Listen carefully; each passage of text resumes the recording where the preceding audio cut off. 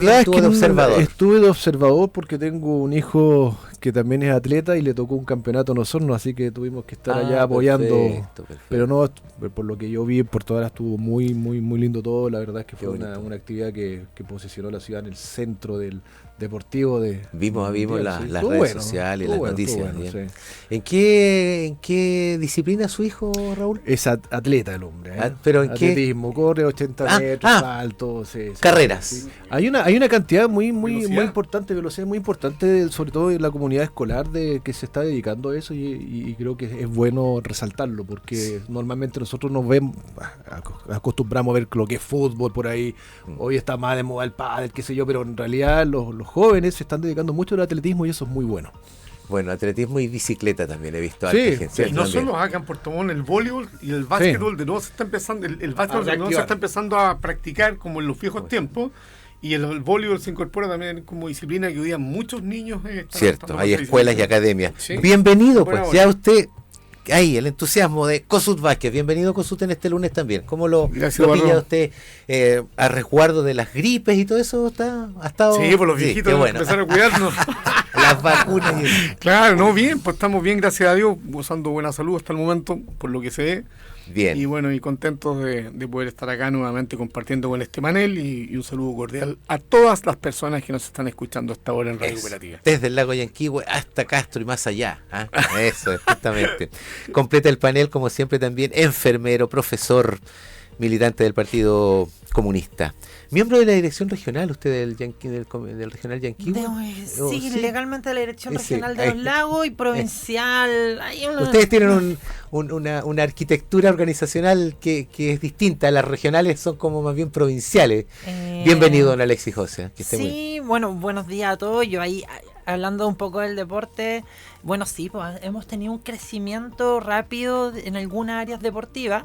Incluso, por si alguien no lo sabe, hay a veces una disputa en el uso de gimnasio los fines de semana Así es. entre los clubes porque se arriendan, porque hay un espacio limitado.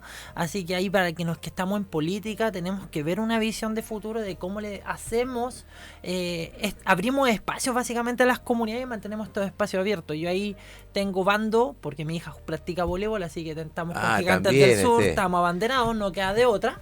porque Oiga, el club de voleibol, la hija- yo también debo decir que también por acá la hija es voleibolista. La usted mía también, la O mía sea, también ya, o sea, el practica. voleibol realmente Sí, está po. arrasando por lo menos también entre las niñas. Sí, ¿no? generacionalmente. Y Bien. eso, y respecto a lo que nombraba de temas de dirección, sí, nosotros tenemos el Partido Comunista cumple con la legalidad ante el papel respecto a cómo nos distribuimos en el país, pero tenemos nuestra estructura tradicional para poder mantener las direcciones locales y provinciales. Ah, eso, entonces, bien.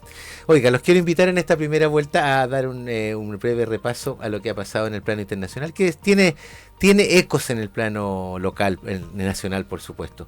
Hungría el día después, dice un medio nacional.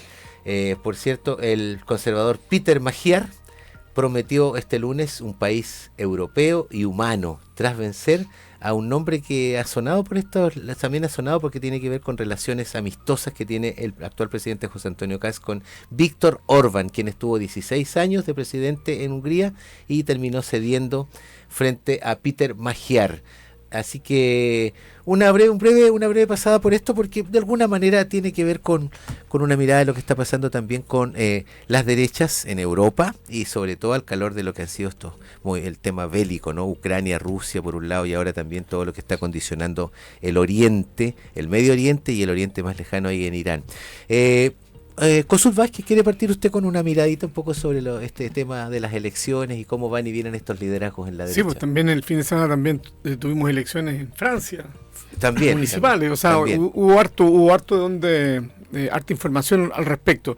Mira, lo interesante es el resultado en Hungría, desde mi punto de vista, en lo que se refiere al plano europeo y el continente y el plano mundial, porque Viktor Orbán de alguna u otra manera es el referente más importante de la ultraderecha hoy día y eso fue un hombre que dificultó mucho las relaciones en Europa. Hungría se fue restando la Comunidad Europea, se restó de la Comunidad Europea durante mucho tiempo, pero lo más importante además es lo que se observa. O sea, en nombre de la libertad se pueden cometer los más grandes atropellos.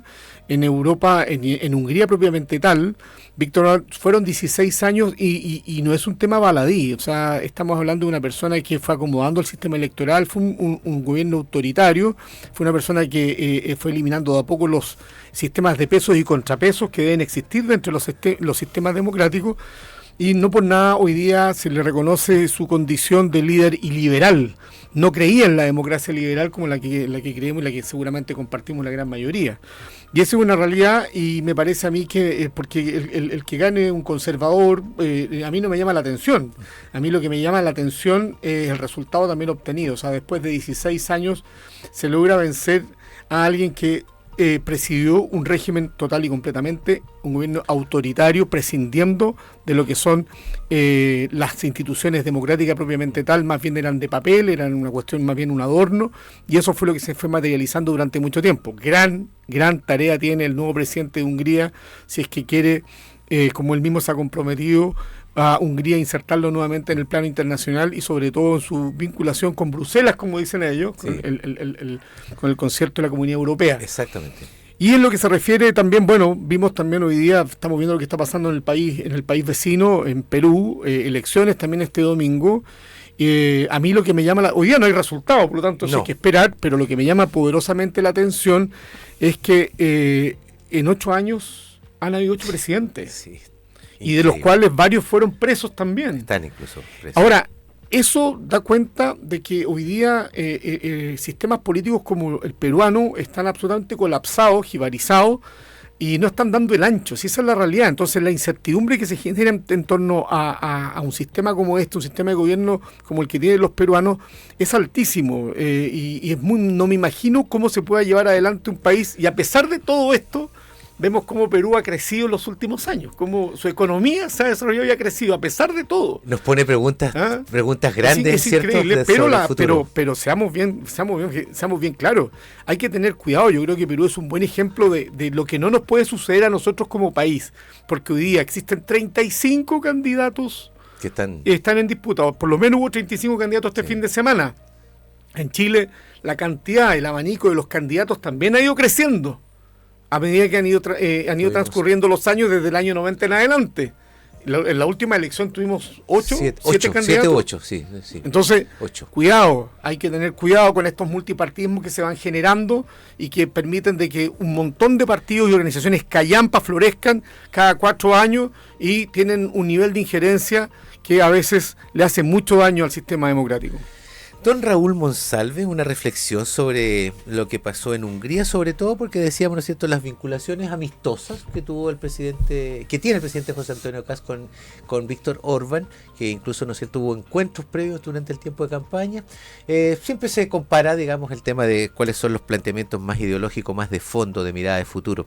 ¿Qué opinión le merece, Raúl, el tema? Y también de pasadita lo de Perú, por cierto. Sí, mira, a ver, primero que todo lo de Víctor Orbán y haber perdido las elecciones es parte del juego democrático. Yo no veo tanta expectativa que se crearon respecto a ese tema, porque finalmente la contraparte también es una persona de derecha, conservadora, entonces no son cambios quizás estéticos que van a ocurrir probablemente en ese país.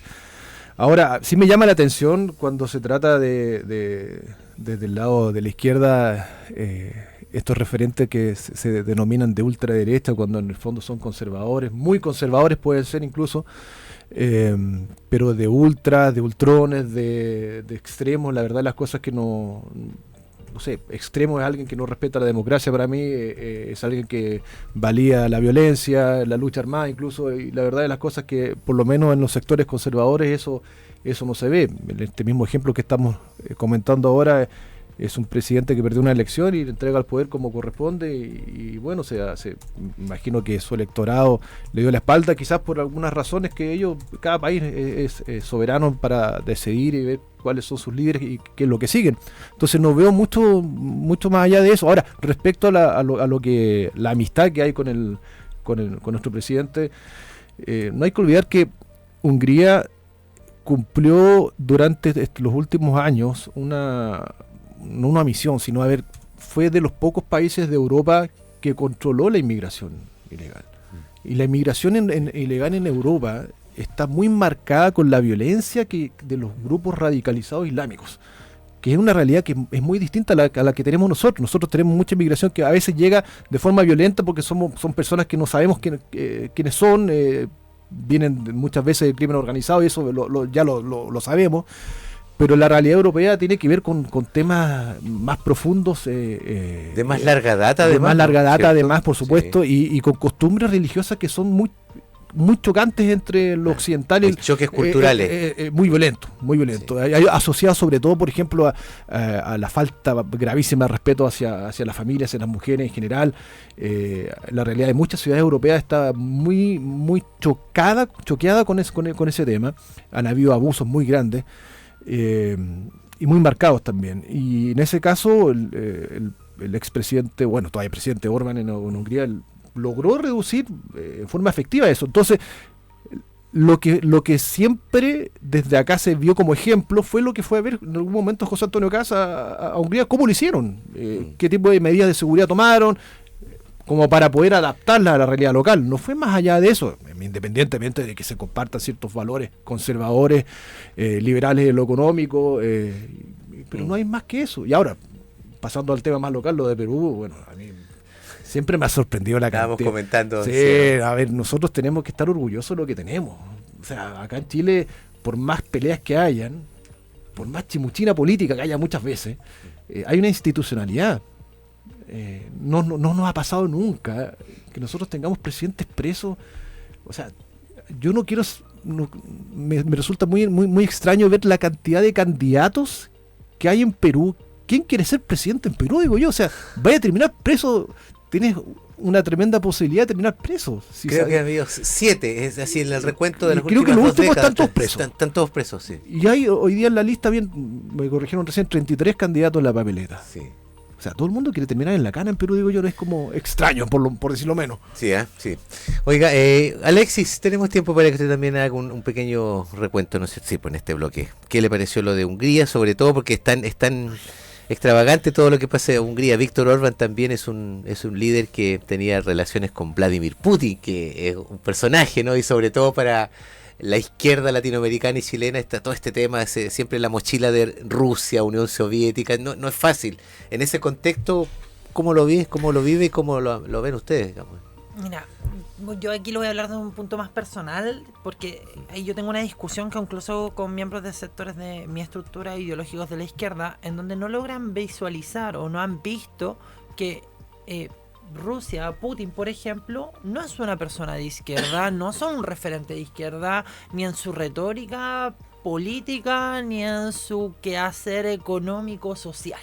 Y ahí se acerca claramente más básicamente al expresidente de Hungría, que perdió las elecciones en esta ocasión. Después de 16 años estaría en el gobierno, si recuerdo bien son 3 reelecciones, porque eran cada 4 años, pero entendiendo con un sistema parlamentario, no un sistema presidencialista. ¿Qué es el tema? ¿Y por qué uno plantea que Orbán es una persona y un referente de ultraderecha y no de derecha?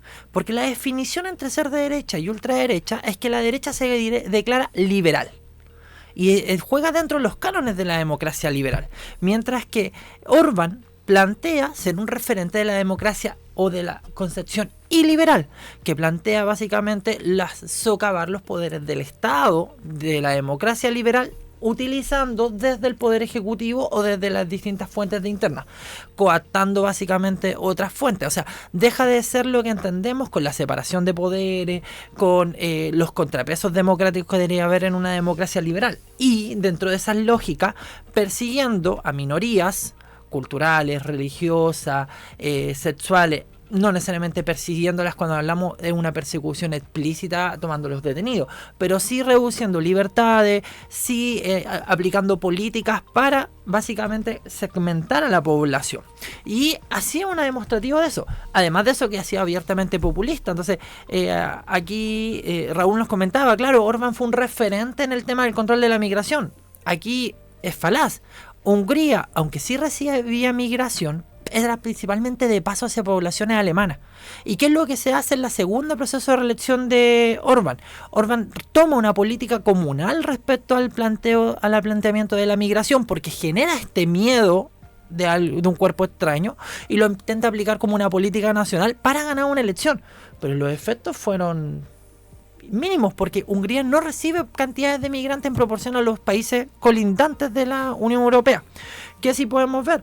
Que básicamente Orbán era un referente no solamente para la derecha liberal, sino era, por ejemplo, uno de los que bloqueaba algunas de las políticas internacionales de la Unión Europea, básicamente para poder favorecer a Rusia, ¿cierto? O porque consideraba que había esta lucha religiosa, sacrílica, básicamente de que son personas distintas, vienen de concepciones culturales distintas, y tenemos algunos de los planteamientos casi como teorías de la conspiración, de la teoría del reemplazo, la teoría de que hay personas particularmente con oros.